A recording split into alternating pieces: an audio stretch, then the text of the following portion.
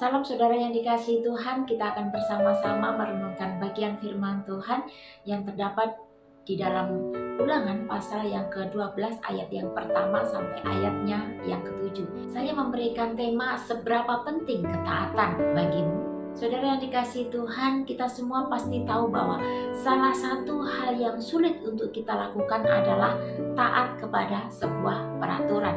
Bagi sebagian orang dan di dalam kondisi tertentu, mungkin untuk melakukan sebuah peraturan yang ada itu adalah suatu yang gampang.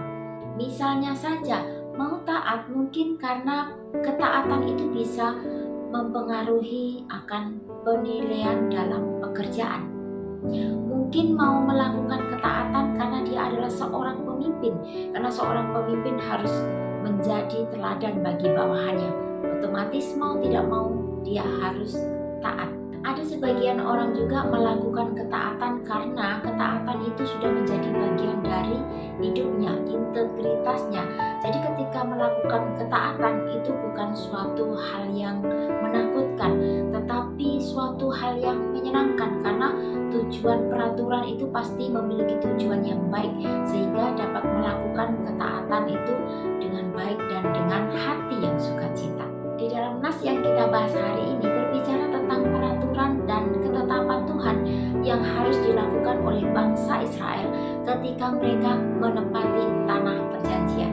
Tuhan memberikan sebuah peraturan dan ketetapan bagi bangsa Israel di mana mereka harus beribadah dengan benar di tempat yang sudah dipilih oleh Tuhan. Peraturan pertama yang harus mereka lakukan adalah menyingkirkan segala macam penyembahan berhala yang ada di tanah Kanaan atau di tanah perjanjian.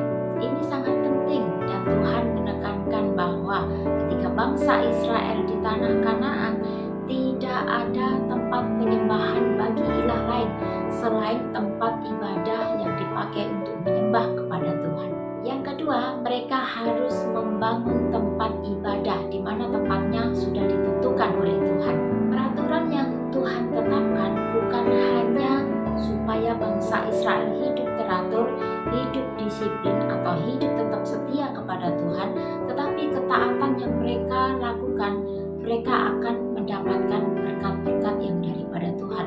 Di ayatnya yang ke-7 di sana dikatakan demikian, kamu akan makan dan bersukaria karena segala upaya tanganmu, engkau akan diberkati oleh Tuhan Allahmu. Saudara, Tuhan juga menginginkan hal yang sama kepada setiap kita semua. Tuhan mau supaya kita memiliki ketaatan dan juga peribadahan yang benar. Tuhan mau kita menyingkirkan berhala-berhala yang ada di dalam hidup kita atau hati kita, dan kita memiliki sikap yang benar ketika beribadah kepada Tuhan. Mungkin sekarang kita tidak menyembah patung atau berhala secara fisik, tetapi ada banyak hal yang mungkin bisa menjadi berhala di dalam hidup kita. Hal-hal yang bisa mengambil tempat Tuhan di dalam hati kita. Mungkin itu adalah uang, mungkin itu adalah pekerjaan, mungkin itu adalah popularitas kita, atau hal-hal yang lain yang menggeser tempat Tuhan di dalam hati kita. Mari kita belajar taat kepada Tuhan bukan karena kita akan mendapatkan berkat secara jasmani yang bersifat sementara, tetapi mari kita taat kepada Tuhan karena kita sudah menerima berkat yang bersifat kekal, yaitu keselamatan.